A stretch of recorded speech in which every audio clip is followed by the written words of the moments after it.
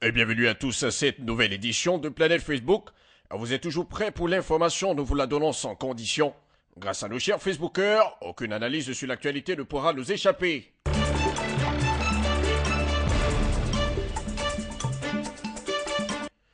Et commençons cette édition avec la page Facebook de RFI qui indique que la force africaine en Centrafrique, la MISCA, a pris position hier mercredi dans le nord de Bangui pour neutraliser les combattants de l'ex-rébellion Séléka désormais au pouvoir qui sèment la terreur et refusent de regagner les casernes. Et le président de la transition Michel Djotodia, qui a renversé le régime de François Bozizé le 24 mars dernier, a ordonné aux éléments de l'ex-Séléka se trouvant à Boy-Rabé au nord de Bangui de regagner leur base.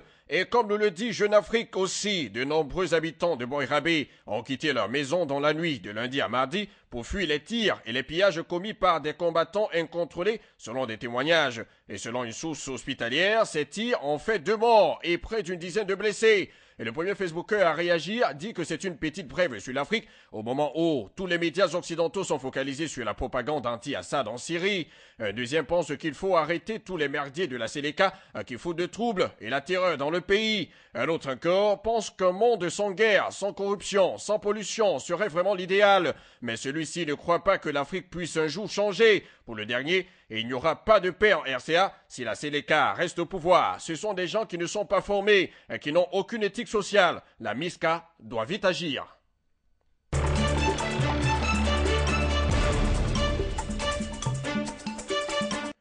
Et sur la page Facebook de RFI encore, parlons aussi de la Syrie en disant que Barack Obama n'a pas encore pris de décision sur la Syrie. Et le président Obama a dit avoir reçu différentes options de l'armée et avoir eu des conversations approfondies avec son équipe de sécurité nationale, mais il n'a pas pris de décision d'intervenir militairement. Tout comme le vice-président Joe Biden, il est maintenant convaincu que le régime Assad s'est livré à des attaques chimiques. Il a écarté la possibilité que les gaz aient été utilisés par les rebelles, comme l'affirme Damas, car selon Barack Obama, il ne dispose pas des moyens pour les disperser. Même si le président américain n'a pas encore décidé de lancer une opération punitive, il est cependant clair que ses propos manifestent son intention d'agir très vite. Pour le premier Facebooker, la Russie ne permettra pas qu'un seul missile ou une seule bombe s'abatte sur le territoire syrien. La Russie se tiendra droit aux côtés de l'État syrien. Pour un autre, les Américains bavent d'impatience parce que leur système financier est dans le coma et il leur faut absolument une guerre pour occulter leur plan d'accaparement des biens d'autrui. La guerre est leur seule planche de salut. Leur devise habituelle, c'est toujours « on rase tout, on tue les gens et on récompense et on recommence à zéro ». Pour le dernier enfin, la décision de mettre fin au massacre des civils par l'armée syrienne doit être régie par l'envie de protection des droits de l'homme et du droit international humanitaire. Pour l'instant, nous disons non à la guerre.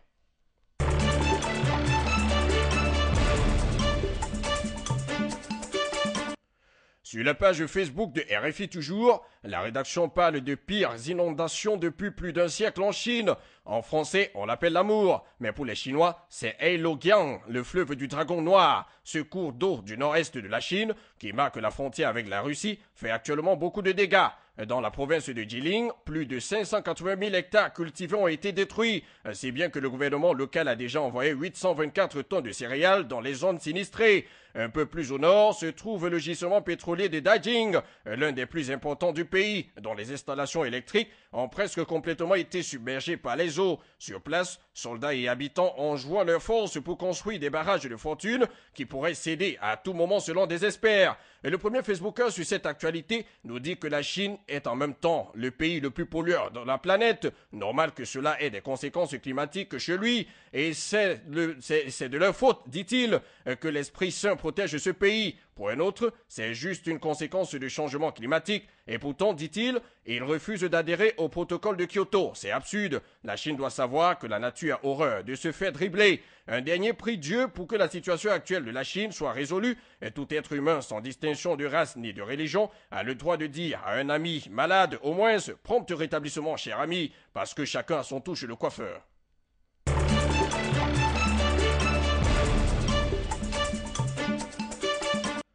Et terminons cette édition avec la page Facebook de France 24 qui relève que 4 Français ont été privés de leur visa de sortie au Qatar contre leur gré et ont fait entendre leur colère lundi par la voix de leurs épouses résidentes en France.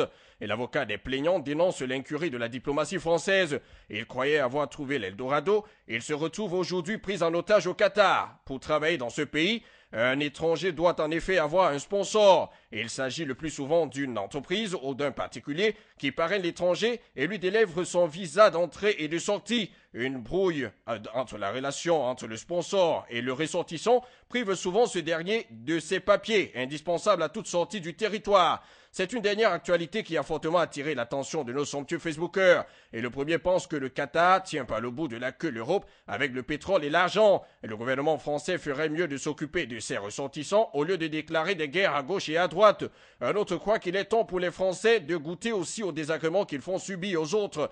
Un autre encore estime que le Qatar, par cette action, attend de la France qu'elle fasse preuve de soumission totale. Ce n'est que comme cela que ces Français pourront sortir. Pour le dernier, finalement, cette histoire n'arrive pas qu'aux autres. La France est tombée. Vive le Qatar.